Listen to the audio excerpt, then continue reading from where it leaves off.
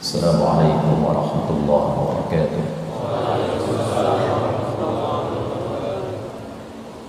Alhamdulillahir rahman alladzi 'allama al-Qur'an khalaqal insana 'allamahu al-bayan.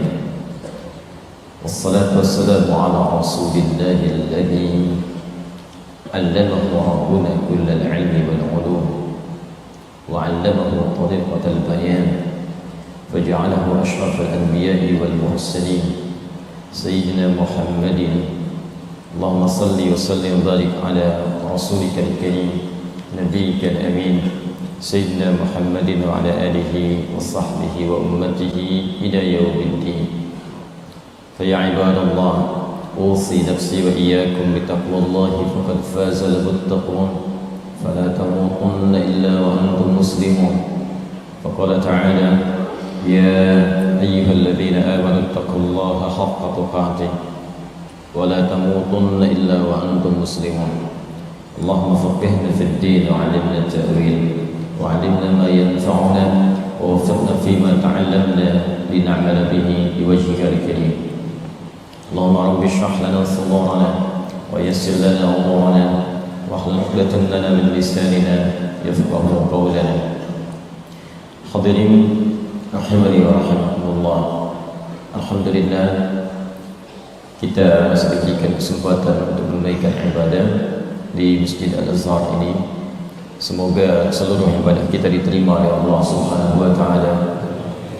Semoga Allah memberikan rahmat, melipat gandakan pahala kepada seluruh jemaah di sini, terkhusus juga kepada seluruh yang berkontribusi atas hadirnya masjid ini, baik yang membangun, mengelola, juga yang terlibat dalam pengelolaan kesehariannya, imamnya, DKM-nya, donaturnya, dan seluruhnya.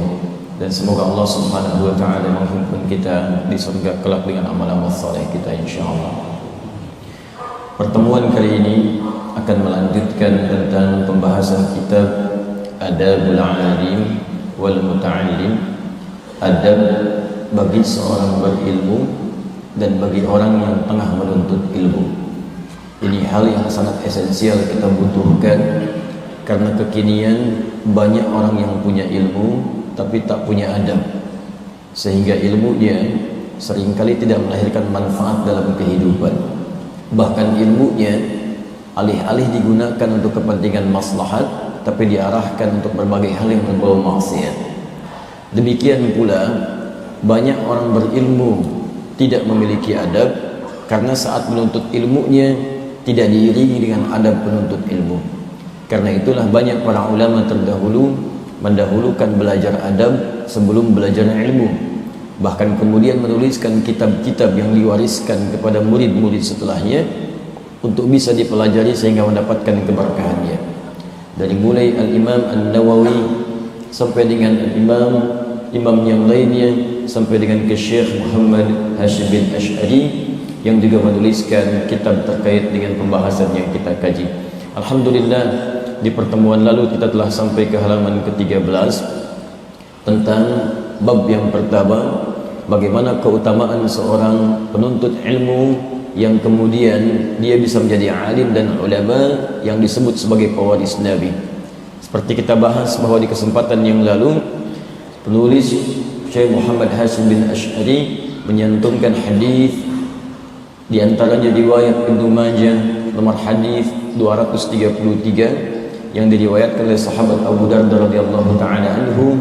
Kemudian di antara potongan hadisnya ketika disebutkan man salaka tariqan yaltamisu fihi ilman sahalallahu lahu tariqan ilal jannah, sampai ke kalimat wa innal ulama'a warathatul anbiya, wa innal ulama'a warathatul anbiya, dan sungguh para ulama, orang-orang berilmu itu adalah para pewaris Nabi sallallahu alaihi wasallam. Ini menunjukkan isyarat pada dua hal. Yang pertama, keutamaan para ulama yang harus dihormati, yang harus kemudian dijaga nilai-nilai keilmuannya, karena mereka mewarisi dari para nabi, khususnya Nabi Muhammad SAW, apa yang ditemukan, apa yang tidak didapatkan pada kalangan-kalangan yang lainnya. Saya ulangi, apa yang tidak didapatkan pada kalangan-kalangan yang lainnya. Kalau warisan manusia biasa saja kemudian kita kejar dan kita kemudian ingin dapatkan bahkan dibagi-bagi, maka warisan Nabi itu yang paling utama. Wa innal anbiya'a lam yurithu dirhaman wala dinaran walakinnahum warathul ilma fahadhuhu bihadhin wafir. Dan sungguh para nabi itu tidak pernah mewariskan materi, dinar ataupun dirham, tapi mereka mewariskan pengetahuan. Jika mendapatkan pengetahuan-pengetahuan yang bersandar pada keterangan para nabi ini, maka kejarlah, dapatkan itu dan kejar semampu kalian dengan penuh semangat. Nah, ini juga menunjukkan bahwa ilmu-ilmu yang kita pelajari, khususnya ilmu agama, itu bukan sekedar pengetahuan yang kemudian kita baca, kita ikuti atau kita simak, tapi mesti punya sanad yang tersambung pada keterangan Nabi, khususnya Nabi Muhammad SAW. Karena itulah Imam Muslim rahimahullah, ketika beliau menuliskan Sahih Muslim itu yang 9 jilid, pada jilid pertamanya di halaman 119 itu beliau kemudian menyantumkan tentang pembahasan khusus babul isnadi minaddin. Babul isnad minaddin, bab tentang runtutan pengetahuan yang bersumber kepada Nabi itu adalah bagian terpenting dari ad-din, dari al-Islam. Karena ad-din maksudnya al-Islam. Quran surah ketiga Ali Imran ayat 19, innad dina indallahil Islam. Sungguh din yang dimaksudkan di sisi Allah adalah al-Islam. Jadi kalau kita ingin mempelajari segala hal terkait dengan al-Islam, maka pelajarilah kemudian itu semua dari sumber-sumber yang bersambung kemudian kepada Nabi SAW. Sambungannya disebut dengan sanad. Karena itu dalam ilmu hadis ada sanad, ada matan namanya. Sanad orang yang meriwayatkan sampai ke Nabi. Al-Imam Al-Bukhari tidak pernah bertemu dengan Nabi. Bagaimana meriwayatkan kemudian hadis-hadis dari Nabi? Maka dipelajari dari orang sebelumnya, sampai orang-orang itu berjumpa kemudian tersambung kepada Nabi SAW. Itulah sanad. Kalimat-kalimat isinya disebut dengan matan namanya. Innamal a'malu binniyat. Nah, itu matan namanya. Sanadnya dari mana? Al-Bukhari menyantumkan di hadis yang pertama dari sipulan sampai dengan bertemu Umar bin Khattab radhiyallahu taala anhu dari Nabi sallallahu alaihi wasallam. Itulah sanad. Cara belajar seperti itu, itulah isnad namanya. Jadi kalau kita belajarnya benar, maka akan berdampak kemudian kepada cara menunaikan agama dengan benar. Misal di hadis Muslim nomor hadis yang ke-8 yang kemudian dikutip oleh Al-Imam An-Nawawi dalam kitabnya Al-Arba'in nomor hadis yang kedua, yang juga disendirikan dalam hadis yang disebut dengan kitab hadis Jibril. Hadis Jibril, maka di situ disebutkan pokok keislaman itu ada 5. Tadi kita katakan, perhatikan kalimatnya baik-baik, babul isnad minaddin. Belajar ad-din itu harus berdasarkan isnad, sambungan sanad kepada Nabi. Ad-din disebut dengan Islam. Quran surah 3 ayat 19. Islam itu pokoknya 5. Di hadis Muslim hadis ke-8 ini disebutkan ketika malaikat Jibril bertanya kepada Nabi Muhammad, kemudian kata Nabi, Anda lebih tahu, ya, di akhir nanti kalimatnya. Tapi ketika berbicara tentang Islam, ada yang menarik. Mal Islam, kata Jibril alaihissalam, kata Nabi Muhammad SAW, al-Islamu an tashhada an la ilaha illallah wa anna Muhammadar Rasulullah wa tuqimas salah wa tu'tiyaz zakah wa tasuma Ramadan, kemudian wa tahujjal baita in istata'ta ilaihi sabila. Qala sadaqta. Dijawab dengan 5 pokok. Dari sini muncul istilah 5 rukun Islam dari hadis ini. 1 syahadatain, ya asyhadu an la ilaha illallah wa asyhadu anna Muhammadar Rasulullah. Kemudian ilmunya disebut dengan ilmu tauhid, masing-masing ada ilmunya. Kemudian ada tentang salat, zakat, puasa, haji, ilmunya disebut dengan fiqh. Yang 4-nya syariat.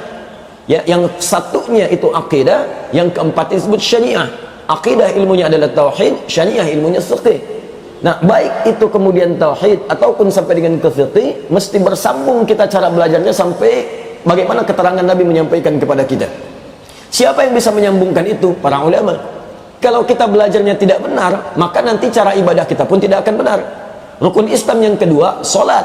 Kan mustahil kita dikatakan solat langsung solat, kecuali tahu bagaimana caranya. Dari takbir sampai salam. Bagaimana cara takbir yang benar? Apakah mengangkat tangannya sejajar dengan bahu? Apakah sejajar daun telinga? Apa yang diucapkan kalimatnya? Bagaimana kita bisa mengetahui Nabi mengajarkan itu semua sementara kita tidak pernah berjumpa dengan Nabi? Maka hadis ini mengajarkan cari para ulama yang paham tentang itu, yang mengerti bagaimana mengajarkan kita, bagaimana cara mengajarkan kita salat. Takbir misalnya, bagaimana cara mendapatinya? Cari ulama yang paham tentang fikih. Cari kitab-kitab yang bisa kita pelajari. Al-Bukhari nomor hadis 157 dari sahabat Abu Hurairah, dinukil di hadis Muslim nomor hadis 397 ketika menyampaikan tentang risalah Nabi yang mengajarkan pada Khalid bin Rafi Az-Zuraiqi, kalau mau salat angkat tangannya, takbir sejajar dengan bahunya, hadhu mankibaihi. Di An-Nasai nomor hadis 1101 diangkat sejajar dengan daun telinga. Abu Dawud nomor hadis 857 ucapkan Allahu Akbar. Dari mana kalimat-kalimat tadi? Al-ulama. Jadi kalau kita belajarnya tidak mengacu kepada keterangan para ulama yang tersambung pada Nabi, maka mustahil salatnya nanti bisa benar. Dan juga makna-maknanya, para ulama banyak mengarang kemudian kitab-kitab yang terkait dengan makna-makna salat. Kan 3 dasarnya kita belajar fiqh itu. 1 bacaan, 2 cara, 3 hikmah. Awas, bacaan, cara, hikmah. Ketiganya disambungkan, disebutkan, diisyaratkan di Al-Quran. Surah kedua Al-Baqarah ayat 129. Nanti kemudian didetilkan oleh Allah langsung di Quran surah kedua Al-Baqarah ayat 151. 129 itu doanya Nabi Ibrahim alaihissalam dengan Nabi Ismail alaihissalam. Rabbana wab'ath fihim rasulan minhum yatlu alaihim ayatika. 1. Awas, hati-hati. Wa yu'allimuhumul kitaba. 2. Wal hikmah. 3. Baru kemudian wa yuzakkihim, itu hasilnya innaka antal azizul hakim. Ya Allah, mohon nanti utus seorang rasul yang lahirnya itu di dekat Ka'bah ini, dari kalangan penduduk dekat Ka'bah. Jadi didoakan langsung oleh Nabi Ibrahim dan Nabi Ismail supaya Allah mengutus rasul yang istimewa, yang lahirnya di tempat istimewa, yaitu Ka'bah al-Musyarrafah. Tidak ada tempat terbaik di muka bumi kecuali Ka'bah, rumah pertama yang dibangunkan untuk manusia. Quran surah ketiga ayat 96 sampai 97. Inna awwala baitin wudi'a linnas. Sungguh rumah pertama yang dibangunkan untuk manusia, bukan manusia yang bangun. Rumah pertama yang dibangunkan untuk manusia. Apa itu? Lalladzi bi Bakkah mubarakah, yang bertempat di kota Makkah yang penuh dengan keberkahan. Di Makkahnya sudah berkah, Ka'bahnya itu juga musyarrafah, tempat yang sangat mulia. Nah, ini menarik kata para ulama dan bahkan ahli sejarah. Kalau ada sesuatu melekat pada tempat yang istimewa, maka ini menunjukkan orangnya istimewa. Istana istimewa, maka orang yang berada di istana itu orang-orang istimewa. Masjid istimewa, orang-orang yang senang ke masjid orang-orang istimewa. Ka'bah istimewa, rasul yang lahir di dekat Ka'bah, maka ini menunjukkan rasul itu paling istimewa. Dan tidak ada satu rasul pun yang lahir di dekat Ka'bah kecuali Rasulullah Muhammad sallallahu alaihi wasallam. Karena itu sepakat kemudian para ulama, bahkan berdasarkan keterangan Al-Quran sendiri, tidak akan ditemukan rasul yang paling utama istimewa, Sayyidul Mursalin, pemimpin para rasul, kecuali Rasulullah Muhammad sallallahu alaihi wasallam. Itu didoakan 30 generasi sebelum kelahirannya. Setiap generasi bisa ribuan tahun usianya. Muhammad sallallahu alaihi wasallam bin Abdullah bin Abdul Muttalib bin Hashim bin Abdul Manaf bin Qusay bin Murrah bin Kilab bin Ka'ab bin Ghalib bin Fihir bin Malik bin Nadar bin Kinana bin Khuzaimah bin Mudrikah bin Ilyas bin Nizar bin Mudar bin Ma'ad bin Adnan bin Addi bin Adri bin Muqawwam bin Nahur bin Tarih bin Ya'rub bin Yastuk bin Nabit bin Ismail alaihissalam bin Ibrahim alaihissalam. 30 generasi didoakan sebelum kedatangannya. Ya Allah, mohon nanti lahirkan seorang nabi yang lahirnya dekat tempat yang istimewa dari kalangan penduduk dekat Ka'bah ini. Nah, karena nabinya istimewa, maka misinya pun istimewa. Misi yang bukan biasa. Apa diantara misinya? Yatslu alaihim ayatika. 1. Mohon ya Allah nanti berikan misi kepadanya untuk menyampaikan ayat-ayatmu. Karena itu wahyu yang dibawa oleh Nabi disebut dengan ayat. Al-Baqarah, Al-Quran, Al-Baqarah 286 ayat, Ali Imran 200 ayat, An-Nisa 176 ayat. Semua yang dibawa ayat. Dengan ayat inilah kemudian ditugaskan Nabi Muhammad SAW untuk mendekatkan semua hamba-hamba Allah kepada Rabbul Alamin. Dengan ayat ini ditunjukkan, ayo mendekat kepada Allah, dekat kepada Allah. Karena itu kalau ada hamba beriman kemudian dibacakan kepadanya ayat-ayat Allah, maka akan muncul getaran keimanan pada dirinya dan merasa lebih dekat dengan Allah Subhanahu wa taala. Ya, coba Bapak Ibu bisa bayangkan, kita baru baca Quran saja pasti getaran hati kita akan beda dengan sebelumnya. Itu yang dimaksud di Al-Quran surah ke-8 ayat yang kedua. Innamal mu'minuna alladzina idza dzukirallahu wajilat qulubuhum Wa idza tuliyat 'alaihim ayatuhu zadatuhum imana wa 'ala rabbihim yatawakkalun. Sungguh ciri orang-orang beriman itu adalah diantaranya jika dibacakan kepadanya, jika diperdengarkan kepadanya, jika disebutkan pada dirinya Allah, kalimat Allah, bergetar jiwanya. Wajilat qulubuhum, ada getaran dalam jiwanya. Ini mohon maaf nih Pak Ibu ya, kalau ingin mengecek iman kita masih ada atau tidak, salah satunya kalau mendengar kalimat Allah masih ada getaran nggak dalam jiwa. Karena itu Allah perdengarkan kalimat Allah itu 5 kali dalam sehari untuk mengecek apakah subuh masih ada iman, pagi, siang masih ada iman, sore masih ada iman, maghrib masih ada iman, sampai malam masih ada iman. Karena kata Nabi, ada yang pagi-paginya beriman, sorenya udah hilang imannya. Ada yang sore beriman, paginya nggak ada imannya. 5 kali diperdengarkan dalam sehari, Allahu Akbar, Allahu Akbar. Ada getaran nggak? Kalau masih ada iman dalam jiwa kita, itu biasanya sekecil-kecilnya iman, itu ada getaran dalam jiwanya. Ya Allah, sudah adzan nih, siap-siap gitu. Walaupun mungkin ada sebagian yang ketika selesai adzan baru adzan, belum qomat, tapi minimal ada getaran dalam jiwanya. Jadi kalau Anda ingin ukur apakah iman ini masih ada dalam jiwa saya, ketika disebutkan kalimat Allahu Akbar itu, coba cek masih ada getarannya tidak. Semakin tinggi getaran, jazakallah khair, bahkan ada yang belum disebutkan, itu sinyalnya sudah kuat. Adzan subuh 4.41, jam 3 sudah nungguin adzan, itu sinyalnya kuat. Adzan subuh 4.41, Allahu Akbar, Allahu Akbar, baru ingat, itu sinyalnya standar, kuat tidak, lemah juga tidak. Adzan subuh 4.41, baru bangun jam 6.41, itu sinyalnya lemah, itu lemah sinyal. Maka coba dicek dalam keseharian kita, hati-hati kalau kemudian sinyal iman itu semakin lemah, maka kerjakan amal soleh untuk meningkatkan dia. Nah, kata Allah, kamu akan diutus menjadi rasul, sampaikan ayat. Isi ayat itu sifatnya banyak, ada yang sifatnya tauhid, ada yang sifatnya kemudian ibadah, ada yang sifatnya akhlak, ada yang sifatnya muamalah. Misal dalam Al-Quran tentang ibadah, Al-Baqarah ayat 43, wa aqimus shalah, tunaikan salat. Tunaikan salat, ada perintah tunaikan salat. Cuman kan bagaimana caranya? Ini yang mau saya maksudkan. Bagaimana cara salat? Makanya tidak berhenti di kalimat yatlu alaihim ayatika. Doa yang kedua, wa yu'allimuhumul kitab. Ya Allah, berikan pengajaran kepada Nabi Muhammad SAW supaya bisa mengajarkan perintah-perintah yang tercantum di ayat tadi.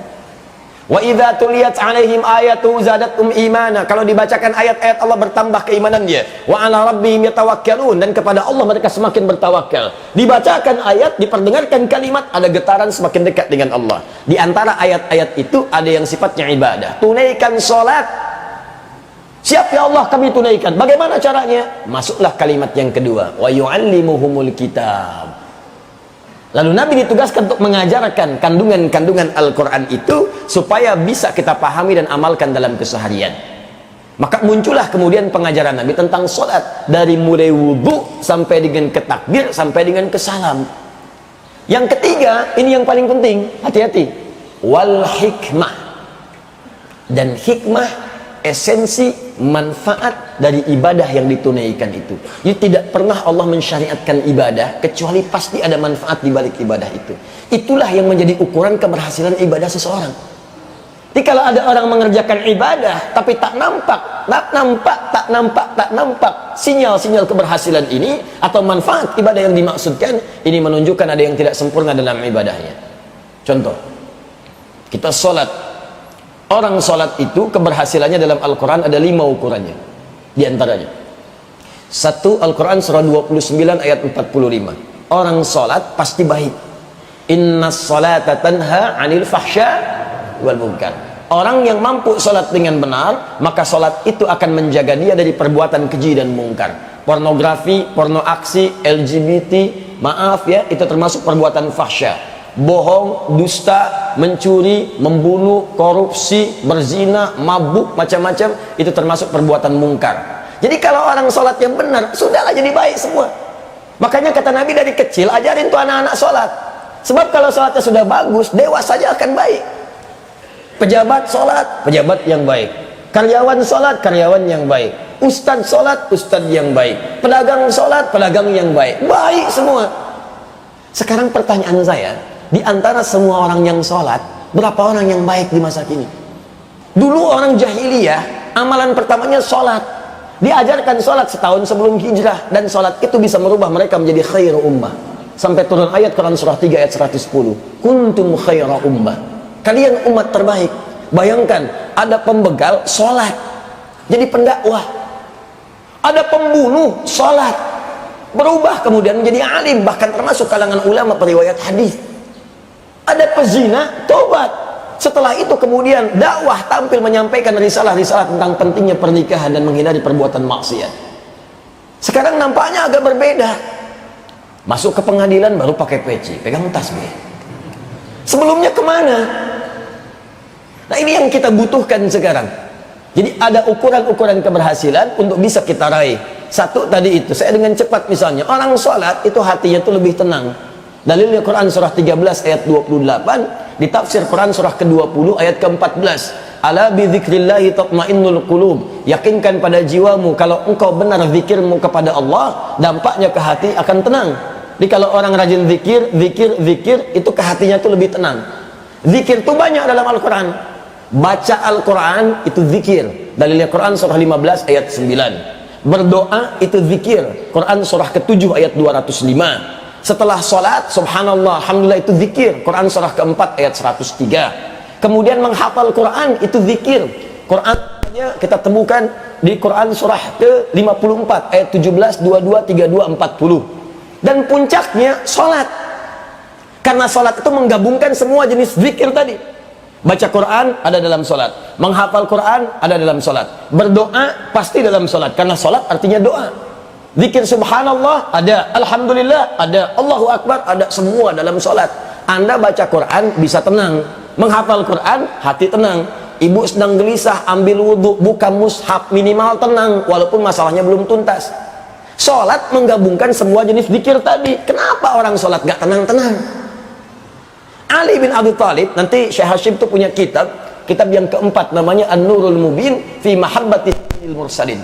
Di situ dikisahkan kisah tentang orang-orang salaf, termasuk kalangan para sahabat, bagaimana ketika mereka beribadah menghadirkan ketenangan dalam jiwanya. Ali bin Abi Thalib karamahullahu wajhah itu pernah, teman-teman, terkena duri di kakinya, duri kecil yang menyakitkan. Bahasa Jepangnya kacugak. Terus sakitnya luar biasa. Begitu mau dikeluarkan, sakit. Ada seorang mengatakan, saya tahu kapan waktunya dicabut, nggak usah dicabut sekarang.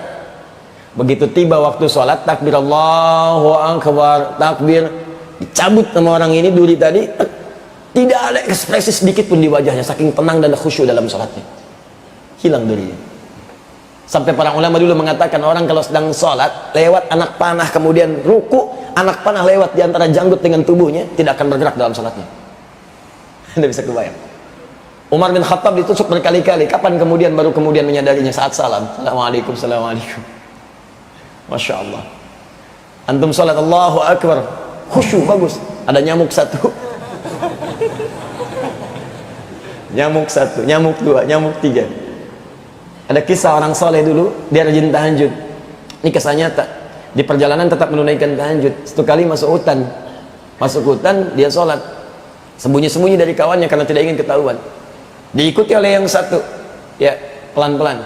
Ini orang mau ngapain? Begitu sholat, melompatlah harimau ke dekatnya, mengaum dia. Apa kata orang ini? Perhatikan kalimatnya.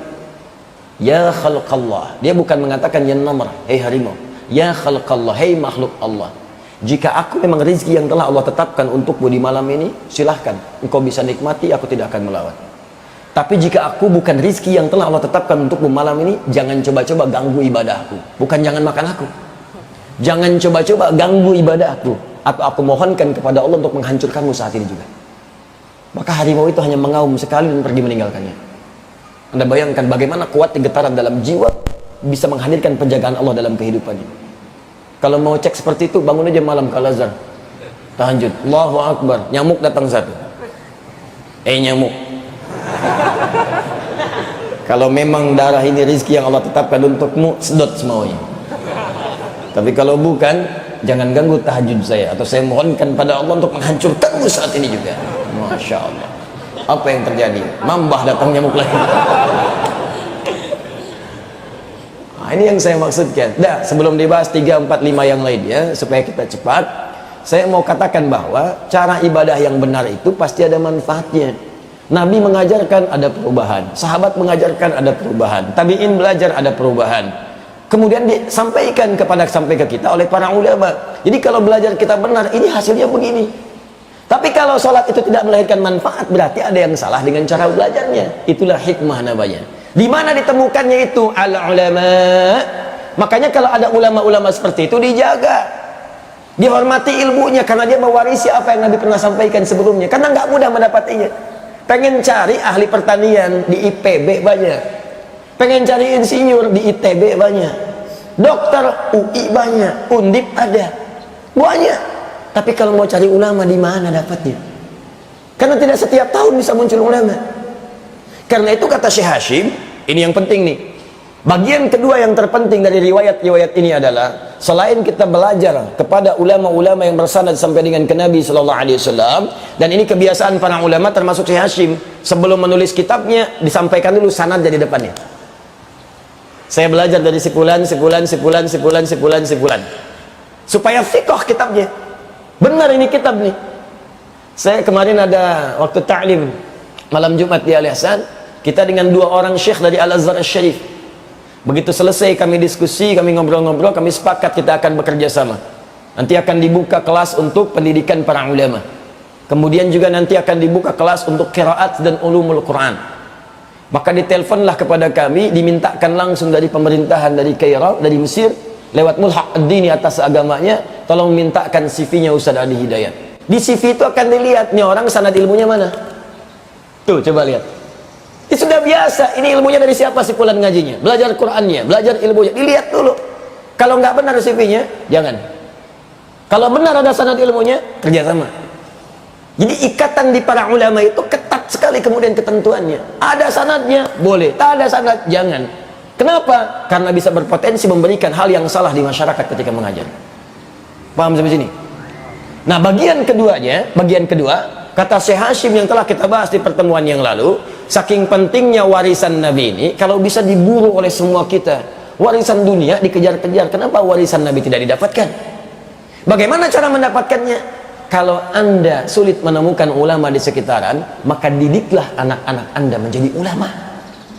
Kirimkan mereka sekolah, kirimkan ke Al-Azhar, kirimkan ke Jamiah Islamiyah di Madinah, kirimkan ke Ummul Qura, kirimkan ke kuliah dakwah di Libya, kirimkan ke Tunis, Az-Zaitun, kirimkan ke Maraka misalnya Ibnu Tufail, kirimkan ke Sudan ada Om Durman dan seterusnya. Kirimkan, belajar dijadikan mereka ulama.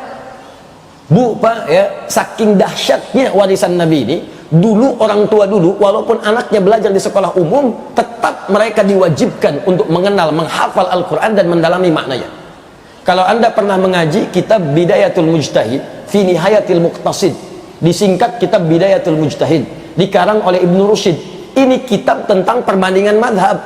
Kalau Anda bertanya misalnya bagaimana hukumnya makan daging babi dalam keadaan terdesak, maka dipunculkan pendapat para ulamanya. Ini pendapat ulama ini, dalilnya ini, hadisnya ini. Tahukah Anda? Profesi beliau ini adalah seorang dokter spesialis bedah. Dokter hafal Quran, paham fikih, dan mempraktekkan pengobatan kedokterannya itu juga tidak lepas dari hukum-hukum fikih. Ini paham bagaimana menggunakan alkohol nih, apakah haram atau tidak, bagaimana menggunakan vaksin yang ini benar atau tidak. Kalau nggak ngerti fikihnya bagaimana menggunakannya, tanya lagi. Orang dulu tidak, sebelum jadi dokter belajar dulu Al-Quran, pahami dulu bacaannya, pahami tafsirnya, belajar dulu hadisnya. Jadi mau jadi apapun, Qurannya tetap hadir dalam jiwanya. Itu yang membimbing dia dalam beraktivitas. Ini manhaj. Kenapa Anda yang para pedagang, pengusaha, pebisnis tidak belajar tentang ayat-ayat bisnis? Itu kan pekerjaan Anda. Di situ ada petunjuknya. Kenapa antum yang pejabat tidak mengeluarkan ayat-ayat pemerintahan? Kan ada, hadisnya ada.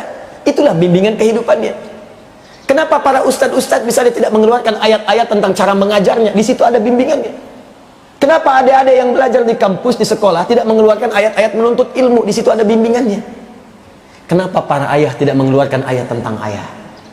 Kenapa para ibu tidak mengeluarkan ayat-ayat dan hadis-hadis tentang ibu? Sudah berapa lama jadi ibu? Apakah sudah merasa menjadi ibu yang Qur'ani dan Nabawi? Itulah kemudian manhaj.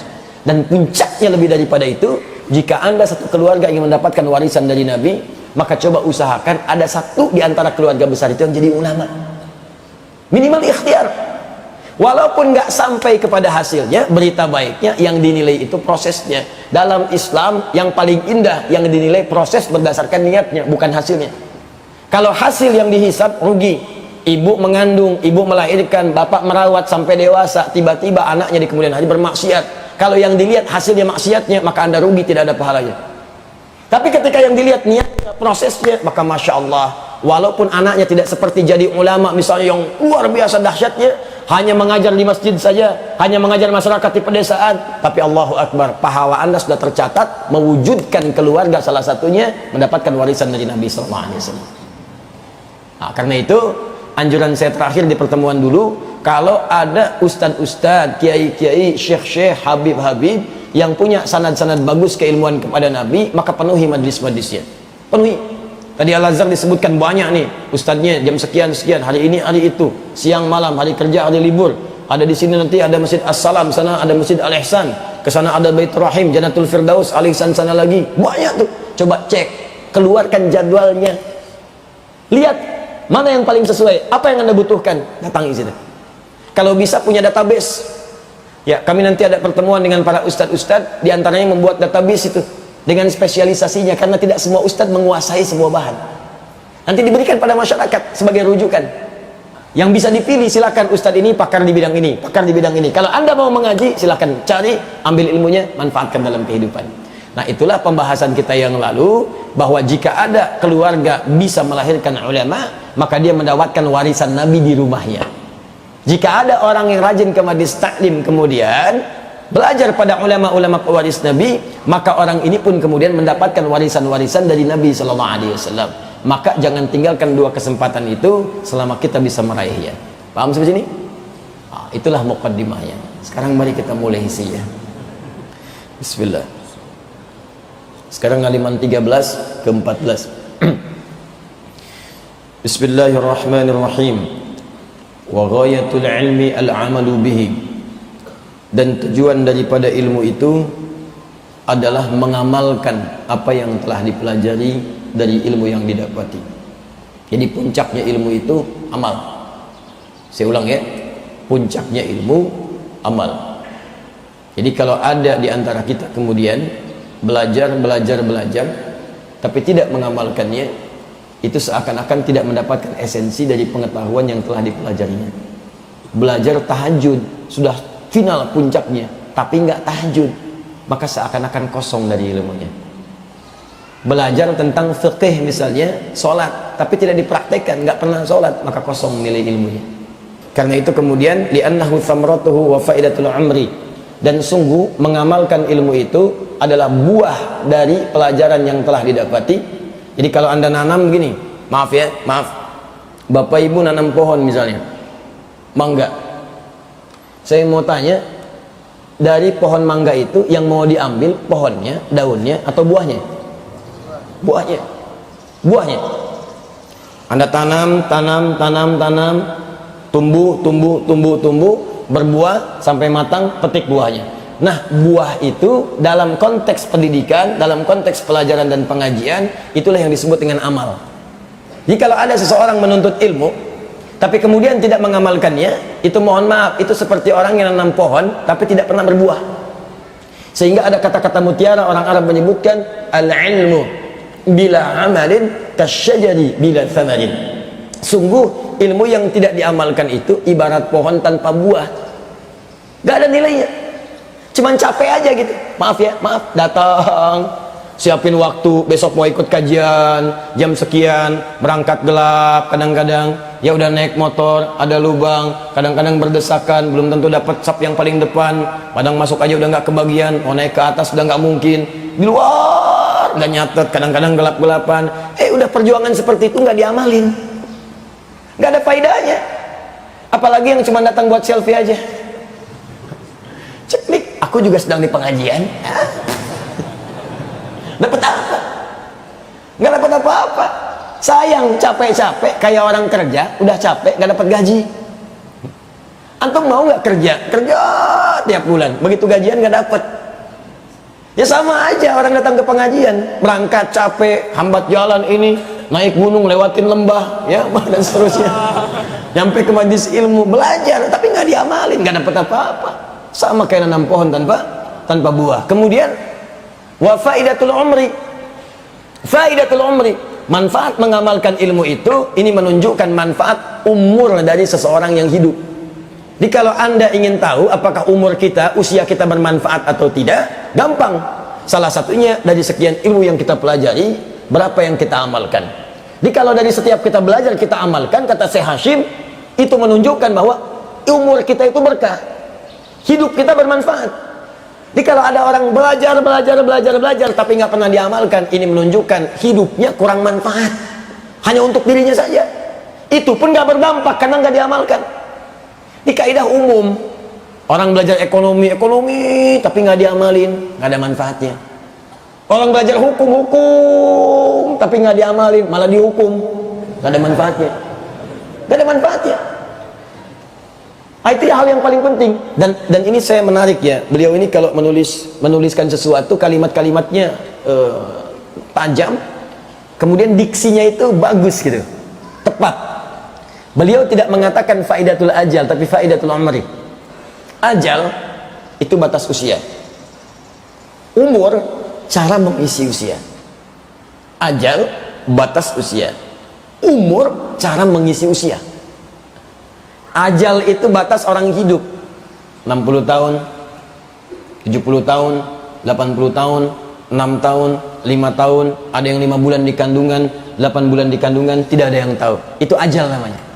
Contoh Quran surah ke-7 ayat 34. Walikulli ummatin ajal. Fa idza jaa ajaluhum la yastakhiruna sa'atan wa la yastaqdimun.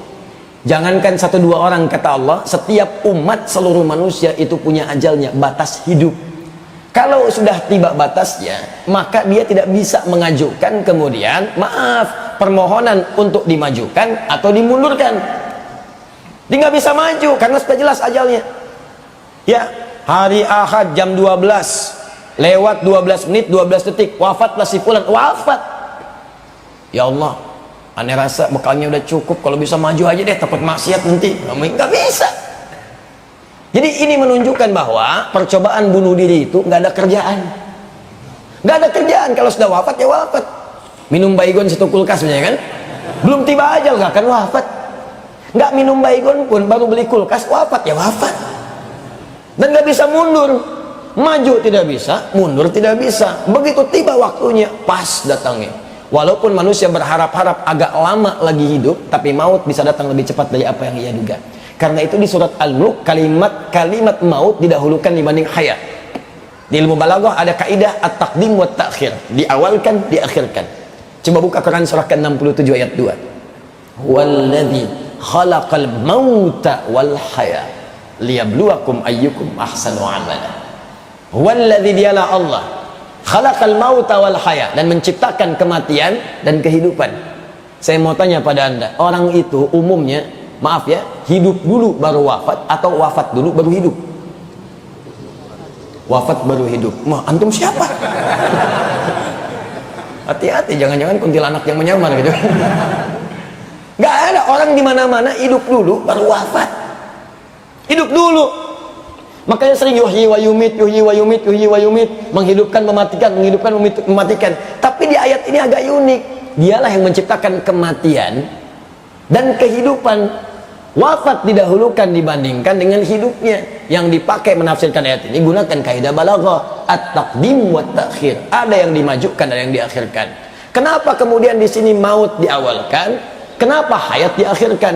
Kenapa kehidupan diakhirkan? Karena umumnya manusia itu secara psikologis ingin selalu hidup lebih lama. Hampir tidak ada yang ingin wafat lebih cepat.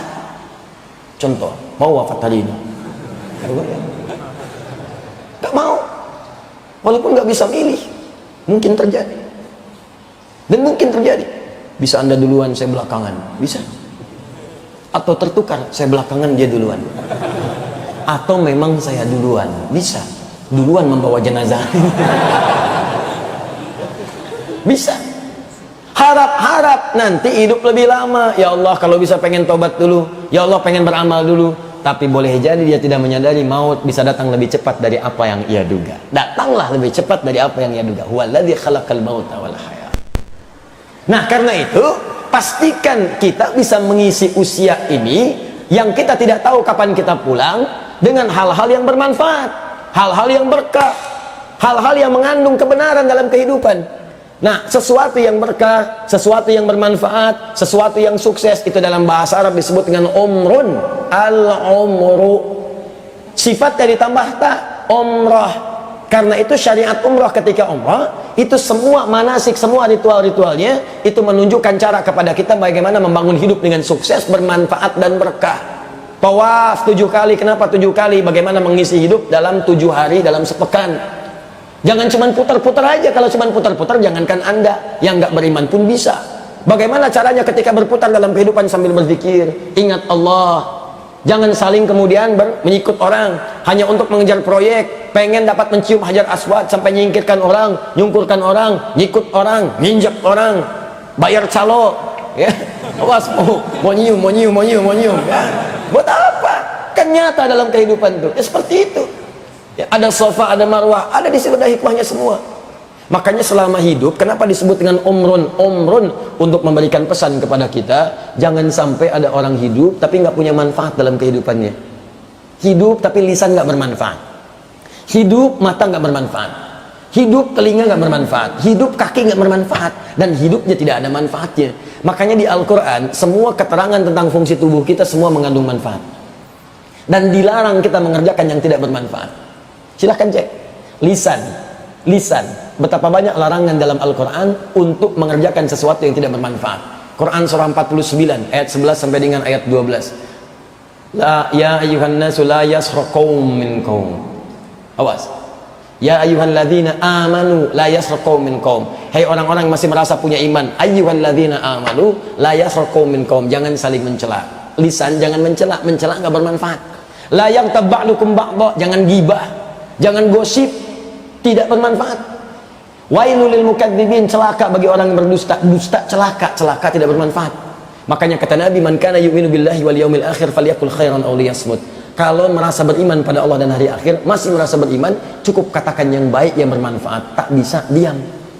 Katakan yang baik-baik, katakan cinta, bukan katakan putus, katakan pisah, katakan kotor, jauh. Nah, bagaimana cara mendapatkan semua yang bermanfaat tadi? Itulah yang disebut dengan faidatul umri ta'udu ilal ilmi. Mendapatkan manfaat untuk mengisi usia hidup itu kembali kepada ilmu. Karena itu kita belajar tentang akhlak, belajar tentang bagaimana cara memandang, bagaimana menerapkan ghadul basar dalam kehidupan. Belajar dulu, setelah belajar praktekkan. Praktek inilah yang disebut dengan buahnya ilmu. Ini kan banyak orang belajar, di kita itu kebanyakan belajar tapi kurang mengamalkan. Coba lihat, dulu TK, sekarang ada KB, TK dibagi 2, TKA, TKB. 0 kecil, 0 besar. Sebesar apa nolnya? Saya nggak tahu. Habis itu SD, 1, 2, 3, 4, 5, 6. Sekarang SD aja kelasnya diajarkan sekelas pelajaran yang luar biasa beratnya.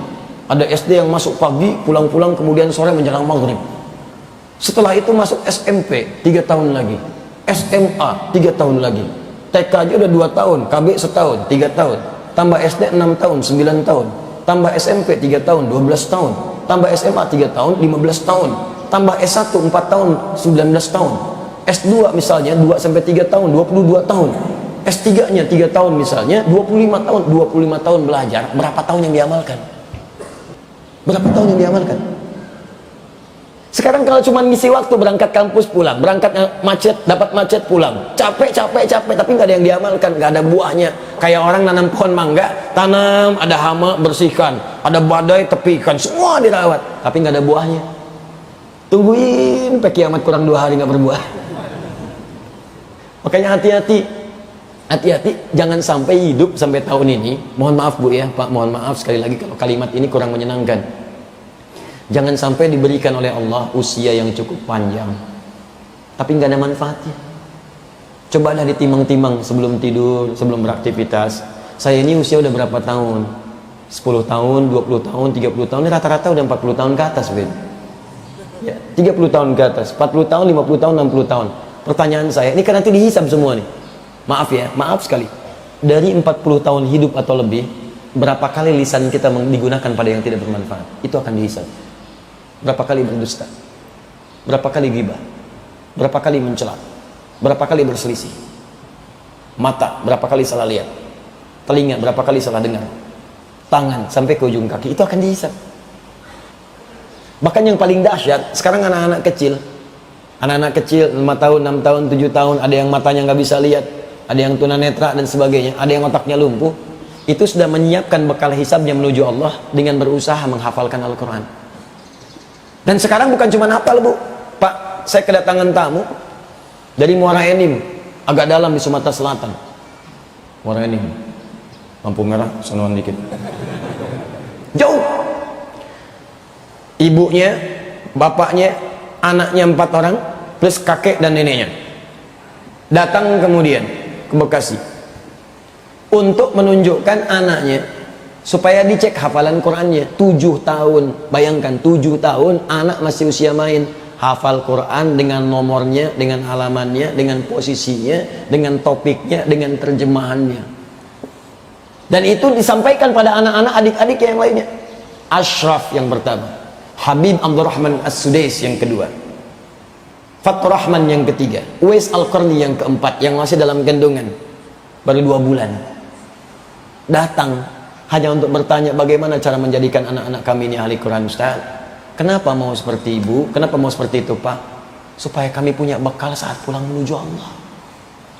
Anda bayangkan, banyak orang merasa sudah hebat. Anda jangan merasa hebat dulu datang banyak ke pengajian. Udah hadiri pengajian Ustaz A, Ustaz B, Ustaz C, Ustaz Fulan, tiap hari ada jadwal taklim. Berapa yang diamalkan? Orang-orang dari kampung udah banyak amal, dan mereka udah menyiapkan persiapan bekalnya untuk pulang. Sebagian orang menyebut mereka miskin, tapi ternyata kaya akhirat. Saya sering katakan, saya pernah datang ke satu tempat, daerah yang sangat terujung, ya, Telas namanya, di Google juga nggak ada, Telas, habis. Naik sampai ke bukit, bertemu dengan seorang yang perawat kambing, penjual kambing, perawat lah, ya, perawat kambing tepatnya.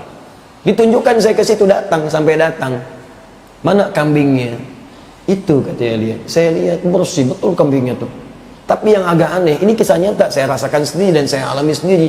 Yang agak aneh, mulutnya ditutup oleh potongan aqua. Karena ada aqua tuh ya, di atas yang nanggung sedikit, setengah liter tuh mungkin ya. Dipotong itu, ditutup ke mulut kambing begini.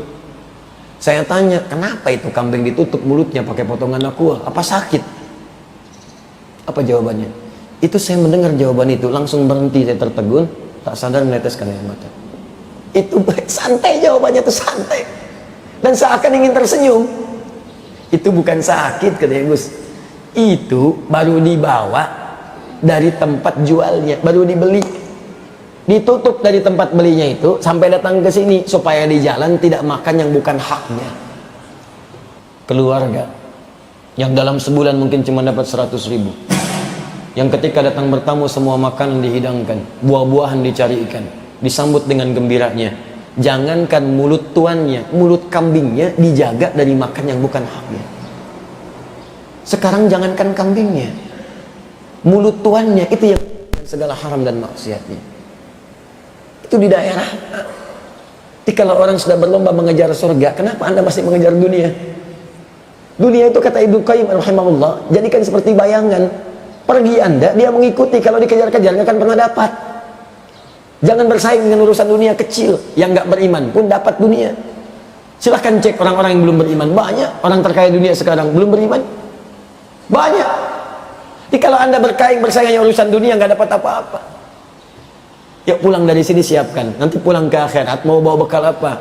Pintu surga ada 8. Pintu tahajud, pintu puasa, rayyan, pintu sedekah, ada pintu ahli Quran. Anda mau pilih yang mana? Coba yang paling ringan yang bisa dikerjakan dari sekarang, dawamkan istiqamah. Diskusi dengan keluarga. Ma, kita nanti lewat pintu tahajud saja ya. Yuk malam-malam bangunin. Nabi juga bangunin sampai menantunya dibangun. Ali bangun. Antum yang umrah nanti atau haji yang berangkat, saya bermohon pada Allah semoga yang berangkat tahun ini dimudahkan oleh Allah Subhanahu wa taala hajinya. Ya, yang belum insyaallah dipercepat oleh Allah Subhanahu wa taala.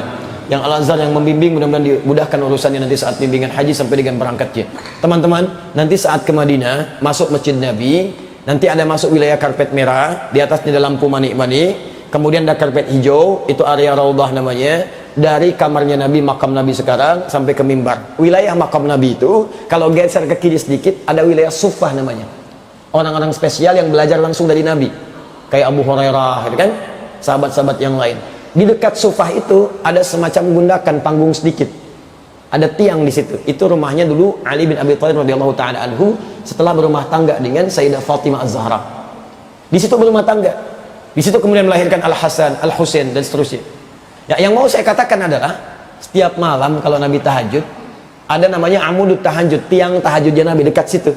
Itu kalau mau sholat keluar menunaikan tahajud itu langsung dibangunkan. Ali, Fatimah, bangun. Bayangkan, menantu, anak, sampai ke cucu kemudian hari terbiasa mengerjakannya. Padahal Nabi itu ahli surga, masih tahajud. Bahkan dalam kesempatan tertentu kemudian ketika tahajud, hadisnya populer, ya kan? Sayyidah Aisyah tangannya kemudian bergerak, terkena kaki Nabi, sudah bengkak kakinya.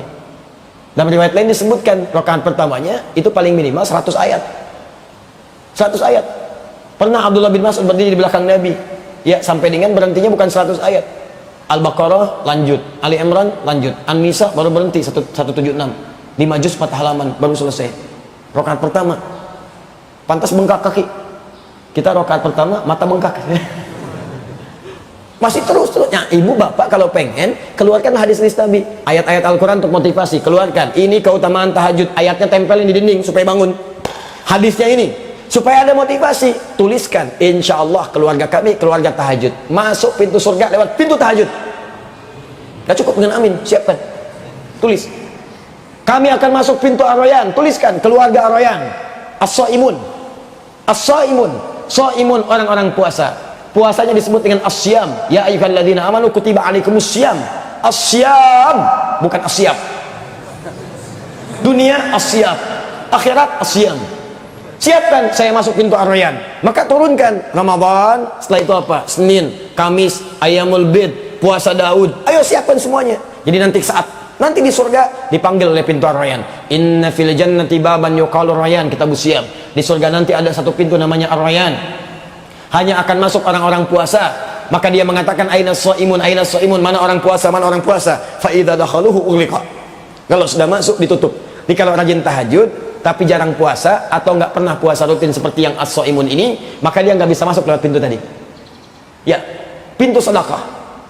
Abu Bakar bertanya, Rasulullah, apakah ada yang kemudian dipanggil oleh semua pintu tadi? Jadi begitu dihisap semua pintu surga manggil-manggil. Masya Allah, Asep, soim, mutahajid, hei ahli tahajud, Pak Asep, ahli tahajud, ahli puasa, ahli sedekah, manggil semua. Sampai bingung mau masuk yang mana sih? Tapi ada satu yang paling dahsyat, yang ketika masuk surga itu diberikan perhiasan dulu untuk dibedakan dengan pengamal-pengamal yang lain. Pertama diberikan gelang-gelang emas dulu, gelang-gelang emas yang indah. Itu ada di Quran surah ke-35 ayat 33. Jannatu 'adnin yadkhulunaha yuhallawna fiha min asawir. Hati-hati, ada orang masuk lewat surga Aden, kemudian saat akan masuk diberikan perhiasan dulu, gelang-gelang emas di tangannya. Lalu diberikan jubah kehormatan. Mahkota dulu. Mahkota kehormatan. At-Tirmidzi nomor hadis 2915. Begitu diberikan mahkota yang paling dahsyat, bapak ibunya kemudian dipanggil dan diberikan mahkota juga. Karena bapak ibu ini adalah orang yang paling sabar menjadikan dia punya amalan apa yang telah dia dapatkan. Jadi yang mendidiknya bapak ibunya. Bapak ibu nggak bisa dia sekolahkan yang bisa menghasilkan amalan tadi. Ya nak, sekolah ke sini, belajar ini, belajar sampai dia dapat. di akhirat dimuliakan bapak ibunya, dipanggil langsung, dipertontonkan kepada seluruh penduduk langit dan bumi, dipakaikan mahkota oleh anaknya langsung. Setelah itu dipakaikan jubah kehormatan, yulbasu ilaihi libasul karamah, dipakaikan jubah kehormatan. Baru setelah itu dia menggandeng bapaknya tangan kanannya, diberikan izin oleh Allah untuk memberi syafaat. Bapaknya yang soleh gandeng, ibunya yang salihah gandeng, istrinya ikut, suaminya kalau dia perempuan ikut, dan yang hebat anak cucunya di belakang ikut, satu keluarga besar. Itu ayatnya ada di Quran surah ke-13 ayat 23 sampai 24. Jannatu adnin yadkhulunaha, ada orang masuk nanti di semua pintu surga lewat surga Aden.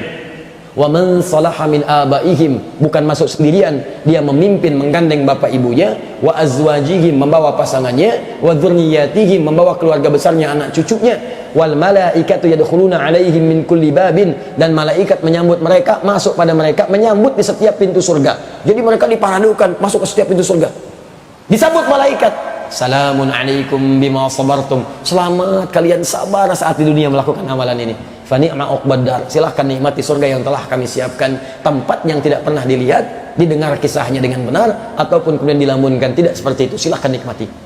Siapa orang ini? Di antaranya adalah ahli Al-Quran. Dialah ahli Quran. Ahli Quran dibagi tiga supaya tidak salah persepsi.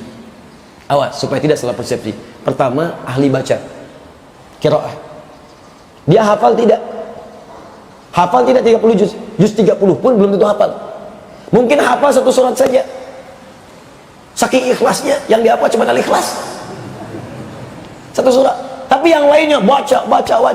One day one juz, bahkan one day misalnya 10 juz. Ada yang one day, satu hari khatam Quran. Ada. Al-Imam Asy-Syafi'i sudah hafal Quran, itu di luar Ramadan sehari khatam 1 kali. Kalau Ramadan sehari 2 kali khatam. Pagi sama siang dengan malam, sekali siang sekali malam. Ada orang yang nggak hafal Quran tapi senang baca. Kadang-kadang sebelum adzan masuk masjid baca. Allah ahli Quran. Ada hadis riwayat Abu Abdurrahman As-Sulami dari sahabat Ali bin Abi Thalib radhiyallahu taala anhu dari Nabi sallallahu alaihi wasallam. Hadisnya berbunyi, khairukum man ta'allamal Qur'ana wa 'allamah. Yang paling baik di antara kalian orang yang belajar Al-Qur'an dan mengamalkannya. Nah, yang periwayat hadis ini Abu Abdurrahman As-Sulami menginformasikan sebelum meriwayatkan hadis ini, kata beliau, akhadtu Qur'ana an qaumin. Saya belajar Quran itu dari sekelompok kaum, maksudnya sahabat, bukan 1-2 orang. Jadi kalau orang dulu itu belajar Quran, nggak cukup dengan 1 ustad. Saya di Libya itu dulu talaki kurang lebih 3-4 ustad. Syekh Dukali, itu qari internasional juga, belajar kepada beliau saya. Qiraah Hafiz dan Qalun. Syekh Ali, ya, Syekh Ali itu Al-Libi, saya belajar qiraat Hafiz. Syekh Ali Ahmar, saya belajar qiraat Warash. Syekh Ali At-Tanzani, saya belajar qiraat Duri. Belajar. Itu masing-masing punya keistimewaan. Biasanya para penghafal Quran itu jarang belajar di satu guru. Pengen benar lagi. Kadang-kadang satu guru keunggulan di A, yang lain keunggulan di B.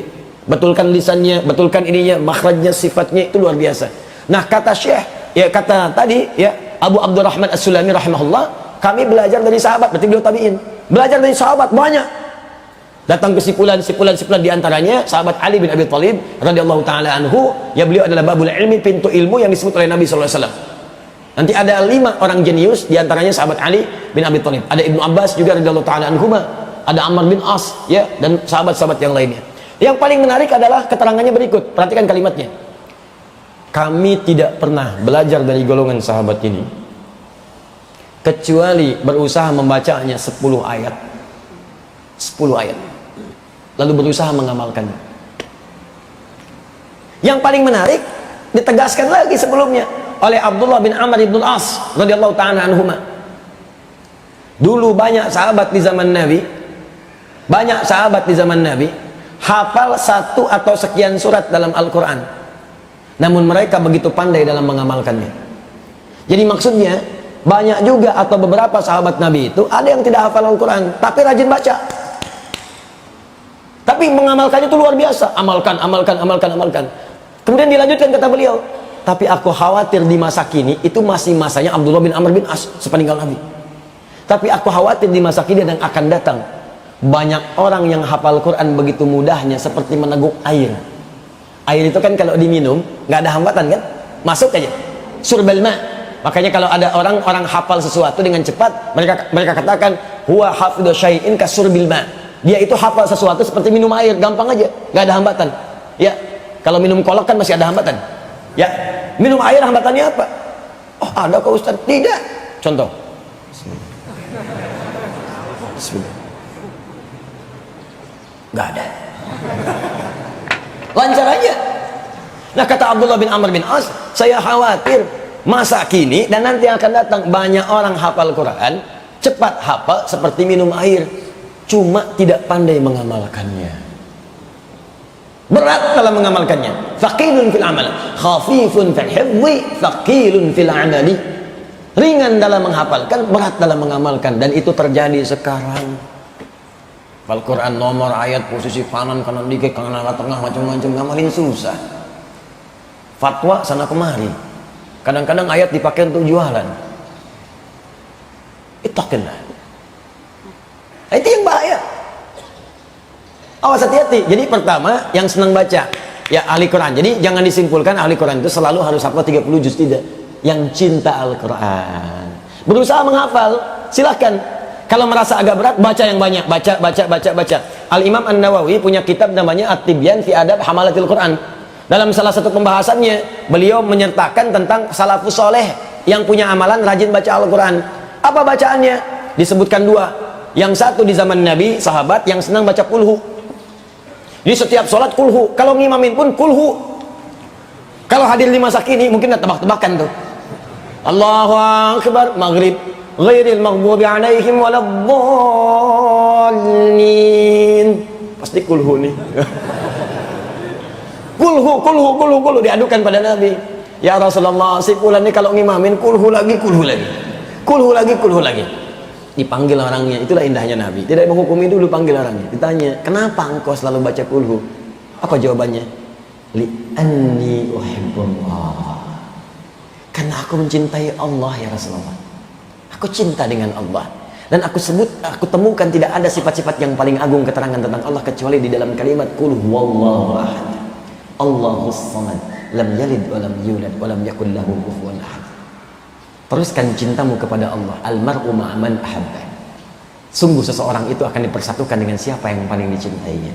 Artinya kalau orang banyak mencintai Allah, maka dia akan diperjumpakan dengan Allah, sehingga di hari kiamat nanti sebelum masuk surga dia diperkenankan menatap Allah. Itulah keindahan terbesar sampai wajahnya berbinar. Tersebut di Quran surah ke-75 ayat 22 sampai 23. Wujuhu yawma idzin nadhirah ila rabbiha nadhirah. Ada orang yang salat hari kiamat, asik kiamat, hisab, orang tegang hisab. Orang ini tuh gembira berbinar wajahnya, bukan karena surga yang telah dijaminkan baginya, tapi karena ila rabbiha nadhirah. Karena akan berjumpa, bisa menatap Allah tanpa hijab. Sahabat kita, guru kita Kiai Haji Al-Ustaz Muhammad Arifin Ilham, Allah yarham, sangat cinta dengan Allah. Cinta Allah, ya Allah, ya Allah, ya Allah. Di masa sakaratnya, sebelum wafatnya, tulisan yang dituliskan pertama kali dengan tangannya, liqa'ullah, akan berjumpa dengan Allah. Akan berjumpa dengan Allah. Saya waktu nengok beliau itu sebelum wafat, Ustaz tadi Allah, nggak ada yang lain. Allah nikmat, ya Allah nikmat, nggak ada yang lain. Kapan abang berjumpa dengan Allah? Gitu. Ada yang begitu. Al-Quran. Kita kan nggak pernah menatap Allah. Apa nggak punya kerinduan dengan Allah? Antum punya anak nggak jumpa 5 hari dari rindu. Punya anak nggak jumpa 5 tahun rindu memuncak. Punya anak 20 tahun nggak jumpa, mencari-cari kemana-mana. Kita nggak pernah menatap Allah, nggak pernah melihat, ya ngapa nggak rindu? Apa nggak rindu dengan Allah, dengan Rasulullah? Hidup nggak pernah dengan beliau SAW. Di mimpi nggak pernah lihat.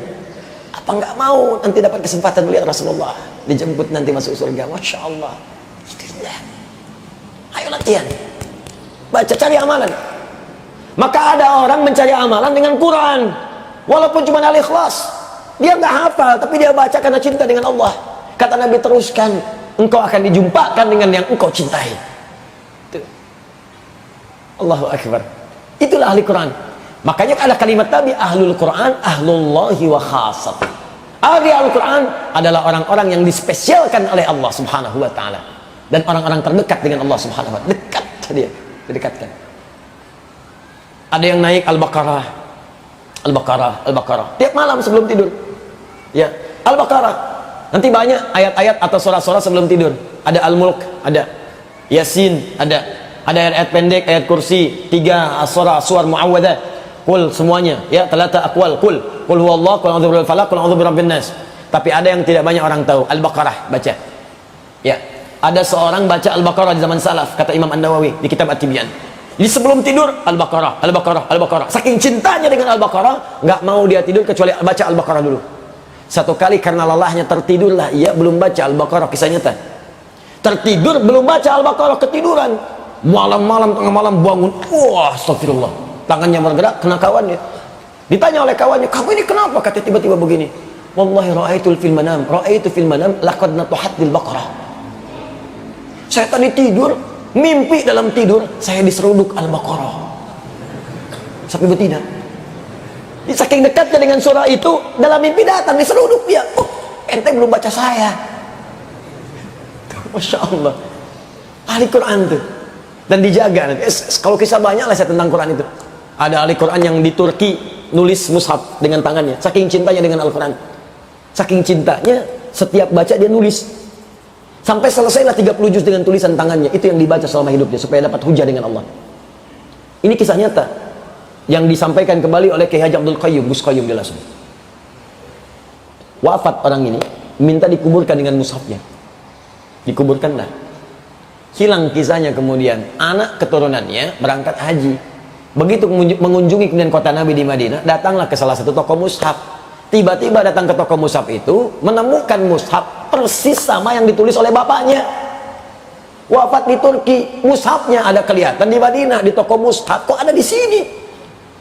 Dan dia bingung, ini jangan-jangan yang lain, tapi kok mirip gitu kan? Ditanya ke penjaga tokonya, ini mushaf dari mana? Sampaikan, ini mushaf ada penjaga kuburan, datang ke sini, jual ini. Katanya waktu gali menemukan ini, dia butuh uang dijual. Mana penjaga kuburannya? Penasaran. Ditunjukkan, dikejar sampai ke sana, ditanya. Kami mendapati mushaf ini, katanya Anda yang jual ke toko mushaf di sana. Oh benar, saya gali kubur orang, ada mushaf di atasnya, di dekat seperti ini. Di mana kuburannya? Ditunjukkan ke Baqi. Begitu datang ke Baqi, dibuka, Allah masih jasad utuhnya, bapaknya. Wafat di Turki, dikuburkan di Istanbul, di Baqi. Almar'u ma'aman ahabba. Seorang akan dikumpulkan dengan siapa yang paling dicintainya. Siapa yang dicintai oleh orang ini? Allah dan Rasulnya. Ya Allah ya Rasulullah, ya Allah ya Rasulullah. Dulu keutamaan orang-orang Turki dulu, termasuk khalifahnya, itu seringkali cinta dengan Nabi, saking cintanya banyak bersalawat.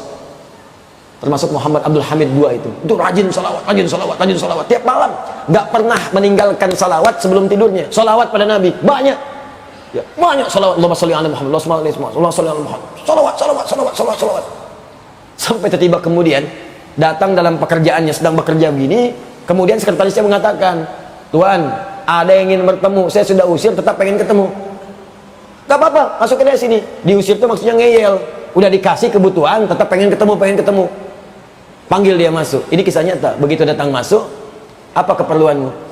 Saya berjumpa dengan Nabi. Mimpi ketemu Nabi. Lalu apa Nabi bilang? Sampaikan pada Hamid kekasihku. Sampaikan pada Hamid kekasihku. Tadi malam dia lupa baca sholawat. Kalau engkau sudah sampaikan ini, maka dia akan memberikan apa yang kau butuhkan. Rupanya si orang tadi terlilit utang piutang yang sangat banyak. Berdoa kepada Allah, berdoa, minta ya Allah, minta solusi. Ketemu Nabi, malam mimpinya, hampir dia bunuh diri saat itu. Malam kemudian bermimpi, bertemu dengan Nabi. Sampaikan pada Hamid kekasihku, dia lupa baca salawat kepadaku. Kalau sudah kau katakan ini, dia akan memberikan kebutuhanmu. Begitu menghadap kepada Hamid Khalifah tadi, dikatakan, Nabi mengatakan, katakan pada Hamid kekasihku, stop. Jangan bicara dulu. Dikeluarkan kemudian uang emas dari lacinya. Kasih lagi. Apa yang Nabi katakan tadi?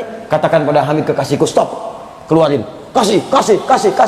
Sampai Pasha itu asistennya mengatakan, hei berhenti, kan gak cukup kamu. Lebih daripada cukup itu. Jangan disebutkan lagi. Kemudian keluar.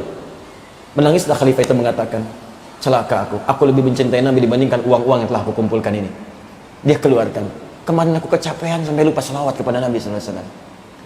Al-mar'u ma'aman ahabba. Al-mar'u ma'aman ahabba. Ada kisah yang sangat mirip dengan ini, tapi saya nggak mau ceritakan, takut saya kehilangan sesuatu. Luar biasa. Jadi coba cari itu. Yang kedua, kalau bacaan sudah rampung atau senang mengkaji, ayo kaji, belajar tafsir. Kumpulkan tafsir-tafsir Al-Fatihah atau yang juz amma dulu, beli yang ringan-ringan dulu, baca amalkan. Ahli Quran yang kedua. Yang ketiga, yang menghafalkan Qurannya dan mengamalkannya. Jadi ada ahli qiraat, ada ahli tilawah, ada ahli hifdzun. Qiraat memperbanyak bacaan, tilawah memperbanyak pendalaman, dan makna yang ketiga hifdzun memperbanyak hafalan, dan itu dijadikan hujah ketika menghadap kepada Allah Subhanahu wa taala. Singkatnya adalah Anda nanti kalau ke surga mau lewat pintu yang mana? Karena itu belajar dari sekarang dengan benar. Cari para ulama. Kalau sudah belajar, kesimpulan dari pembahasan kita, wa ghayatul ilmi al-amalu bihi. Maka amalkanlah kemudian ilmu yang didapat, karena itulah tujuan dari pembelajaran. Dengan itulah kemudian wa thamratuhu, dan itulah buah dari ilmu itu, wa faidatu al-umri, dan menunjukkan umur kita bermanfaat. Kalau ingin diketahui umurnya bermanfaat, amalkan ilmunya. Kalau ingin ada timbangan dari Allah, amalkan ilmunya. Dan kalau ingin ringan menghadap kepada Allah, amalkan ilmunya. Itu yang kita bahas. Kita baru belajar 3 kalimat subuh ini. Itu yang kita dapatkan dari keterangan yang dimaksudkan. Ya, semoga Allah muliakan kita semua dari apa yang kita pelajari. Ada waktu untuk syuruk dan siap-siap, karena nanti setengah jam lagi ada ta'lim yang selanjutnya. Saya mau sampaikan sedikit pengumuman saja. Satu, insya Allah dalam waktu dekat ini akan dibuka untuk karantina ahli Quran 30 hari 30 juz dengan metode at-taisir, tanpa batasan usia ataupun status sosial, tidak ada. Silahkan, siapa aja boleh, yang penjabat boleh, jenderal boleh, polisi, tentara, pengusaha, pebisnis boleh, direktur boleh, tukang cukur boleh, siapapun silahkan daftar. Laki-laki perempuan boleh. Kami sudah siapkan tempatnya akhwat, kami sudah siapkan tempatnya khusus, tidak akan bercampur dengan laki-laki. Laki-laki nggak usah masuk ke situ sampai pakai cadar misalnya. Aduh, akhwat. Dah. Laki-laki ada tempatnya khusus. Laki-laki tempatnya ada, akhwat tempatnya ada. Insyaallah sudah disiapkan, tempatnya sudah jadi. Bulan depan akan dimulai. Nggak main-main nanti. Kami mulai dengan seleksi dulu, karena ada bacaan di situ nanti, ada kelasnya. Dan nanti sampai ke tingkat sanad. Kami sudah bekerja sama insyaallah, dari musyafahah, dari kesepakatan lisan sudah ada, dan nanti dalam waktu dekat akan dituangkan dalam nota kesepahaman. Ada beberapa. Pertama dengan Sudan nanti akan datang ke sini dan membawa perwakilan dari Ma'had Tajud Sudan. Kedua Al-Azhar Asy-Syarif, ya, dengan semua kurikulum mengacu kepada Al-Azhar sampai ke qiraat 10. Ya, sudah siap. Di bawah supervisi yang pertama Syekh Mahmud Ades kemarin sudah datang, ya, dan kita sedang membicarakan aktualisasinya. Kemudian nanti ada yang dari Yaman, ya, ada beberapa. Nanti itu untuk pakar-pakarnya supaya ada sanadnya seperti yang tadi sampaikan. Nanti ada hafalan. Kemudian ada untuk trainers, sudah dimulai. Sekarang akan menyaring setelah 20 sampai 30, yang lolos kualifikasi baru 7. Jadi masih ada kuota sampai tanggal 21 Juli. Nah, silahkan nanti dicek, ada At-Taisir Learning Center, Anda bisa masuk ke situ. Kalau Anda daftar untuk hafalan biasa karantina, silakan daftar, nanti akan dibagi setiap bulan, karena yang diterima itu hanya 20 sampai 30, keterbatasan tempat. Ya, jadi nanti 20 30 bulan ini ada tanggalnya, ada bulannya. Jadi kalau Anda sudah daftar, mungkin nanti akan muncul. Ya, Anda misalnya ada di bulan September, ya, 2024. Ya, 2000 misalnya 19, ya, sekian bulan apa itu ada. Jadi targetnya setahun ada 100.000 penghafal Quran baru insyaallah. Ya, insyaallah. Nah, itu kita mulai bulan depan. Yang kedua, ada tempatnya, masuk ke webnya, ya, web At-Taisir Learning Center, At-Taisir Learning Center, masuk ke situ, atau Quantum Ahyar Institute ada. Untuk yang akhwat dekat sini, Jalan Jatiluhur, sudah disiapkan, ada tempatnya nanti. Untuk yang ikhwan di dekat Masjid Al-Ihsan, ya, nanti ada disiapkan tempat tinggal di situ selama 24 jam dikali 30 hari. Nggak boleh keluar, ya, nggak boleh main-main handphone. Jadi nanti ada aturan yang ketat yang disampaikan. Kemudian yang kedua, insya Allah bagi yang lulus program yang kami canangkan, pendidikan kader ulama yang ke Sudan, sebentar lagi akan dijemput. Kita sudah siapkan, syekhnya akan datang, 25 orang yang kemarin lulus. Mohon yang sudah tahu bersiap-siap, mungkin dalam sepekan 2 pekan ke depan, atau paling lambat bulan depan itu akan berangkat insya Allah. Insya Allah semuanya gratis, tiketnya kami yang siapkan. Sampai nanti pelajaran di sana, kami hanya butuhkan kesungguhan untuk belajar dan balik lagi ke kampung, bangun bangsa kita, negara kita cintai, dan bangun supaya menghasilkan hal-hal yang bermanfaat. Bagi yang anak didiknya di Turki kemarin, kami berikan tiket untuk pulang tahun ini supaya berjumpa dulu dengan orang tuanya. Karena tahun ke depan kami akan fokuskan untuk belajar dan pulangnya hanya setelah selesai belajar. Ya. Dan ada berita baik, insya Allah juga sepekan ke depan akan dibuka penerimaan baru kelas pendidikan kader ulama. Tapi usianya terbatas. Nanti saya langsung yang bimbing dalam setahun di sini. Setelah itu kami sekolahkan keluar. Nanti ada dengan yang ke Al-Azhar, ada yang ke Madinah, ada juga yang ke Ummul Qura, ada juga yang di Sudan, ada yang di Maroko. Beberapa negara itu kita sudah MOU secara lisan, tinggal dituangkan dalam bentuk tulisan. Ya, nanti mudah-mudahan kalau sudah ada itu gratis. Kalau ada yang narik biaya, laporkan pada saya. Itu gratis. Gratis ya, untuk tiketnya, untuk tinggalnya. Kalau urusan selera masing-masing, uang saku dan sebagainya, ya itu kalau tidak ada, Anda yang inikan sendiri. Atau yang kita berikan kurang cukup, ya Anda tidak merasa cukup, ya Anda cari sendiri yang seperti itu. Tapi biasanya kami carikan yang terbaik, mudah-mudahan bagus, asal ada komitmen untuk belajar. Ya, ikhwan, akhwat, mungkin di beberapa tempat ada, kalau kami buka nanti kami sampaikan kembali. Saya kira itu. Dan yang terakhir, kita sekarang ada 2 channel ya yang kita maksimalkan. Pertama, Akhir TV. Itu sekarang Akhir TV akan kita fokuskan kepada siaran TV supaya memang punya kualitas yang cukup baik, dan memang siaran TV sehingga ada alternatif TV yang jadi tontonan bagus 24 jam. Ini kita sedang perbaikan konten dengan sistem supaya 24 jam itu penuh siaran. Ya, ada nanti kita siapkan konten tentang para ahli Quran. Ya, anak-anak kecil, keluarganya bagaimana sih? Orang bedah rumah aja dapat 11 juta subscriber, ya. Ini bedah rumah penghafal Quran. Ada yang ahli sawah, ada yang kuli bangunan, ada yang ini, tapi anaknya jadi anak hebat. Seperti apa itu? Nanti ada talk show, ada tentang dari luar, ada siaran-siaran macam-macam 24 jam supaya Anda bisa nikmati itu dengan baik. Ya, kita sedang maintenance dulu. Nanti insya Allah mungkin bulan depan ya, cepatnya bulan depan kita akan launchingkan juga secara besar-besaran bahwa ini ada TV seperti ini, silahkan Anda nikmati, Anda dapatkan, kontennya bisa bermanfaat. Yang kedua, ada Al-Hidayat Official yang YouTube yang sekarang kita sedang streaming ya. Itu teman-teman, itu sebetulnya konten yang ringan untuk taklim, jawab konsultasi, ada pertanyaan begini kita jawab di situ. Karena seringkali datang pertanyaan orang silaturahim tidak sempat, kita jawab lewat situ. Dijawab. Sementara akhir ini masih maintenance, kita gunakan live dengan YouTube di Hidayat Official. Ya, termasuk yang terakhir, saya sering ada datang orang untuk konsultasi silaturahim. Kami sudah siapkan waktu nanti, mulai dari bulan ini, di Kamis pekan 3 dan 4, mulai dari jam 10 sampai dengan asar, sebelum asar jam 3. Itu saya sediakan waktu khusus, silahkan mau konsultasi, mau marah, mau ngambek, mau curhat, mau nahdir, silahkan. Di situ ada waktunya. Datang ke situ, sampaikan ya. Jadi silahkan di situ. Jadi mohon maaf kalau di luar waktu itu, saya harapkan komunikasi yang baik. Jangan sampai saya nggak ada orang yang datang. Di situ kadang saya merasa sedih, ya. Karena nggak bisa memenuhi hak orang yang datang, ya. Ya, saya kira itu saja yang disampaikan. Semoga bermanfaat dan silahkan belajar dengan ustadz-ustadz yang lainnya. Ini ada Profesor siapa dia? Setelah ini silahkan ambil ilmunya, pelajari dari beliau, juga ustadz-ustadz yang lainnya. Silahkan, sepanjang ada manfaatnya, ambil, manfaatkan. Ada Ustadz Khalid, ya, ada ustadz-ustadz yang lain, Ustadz Firanda, ada Ustadz Abdul Qayyum, ada Ustadz Bahauddin Nur Salim, ada yang lain-lain. Silahkan belajar dengan baik. Dan semoga Allah memuliakan guru-guru kita, menjaga ulama kita, menjadikan keluarga kita bagian dari ulama, khususnya ahli Quran. Allahumma taqabbal minna innaka antas samiul alim wa tub alaina innaka antat tawwabur rahim. Rabbana la tad'na fi maqamina hadha wa fi kulli maqamin dhanban illa ghafartah wa la hamman illa farajtah wa la daynan illa qadaitah wa la maridan illa shafaitah wa la 'asiran illa yassartah wa la hajatan min hawaijid dunya wal akhirati fiha laka ridan wa fiha lana as-salah illa qadaitaha ya arhamar rahimin. Allahumma 'allimna ma yanfa'una wa taqabbal minna ta'allumana wa waffiqna ya Allah fima ta'allamna lin'amala biha ya arhamar rahimin. Allahumma ya Allah tawaffana muslimin ka hay'ati khatimil ya Allah khatimil husnal khatimah. Alhiqna ma'al ladzina an'amta 'alaihim minal nabiyyin was-siddiqin wasyuhada'i was-salihin wa hasuna ulaika rafiqa. Rabbana atina fid dunya hasanah wa fil akhirati hasanah wa qina adzaban nar. Bifadlika subhana rabbika rabbil 'izzati 'amma yasifun wa salamun 'alal mursalin.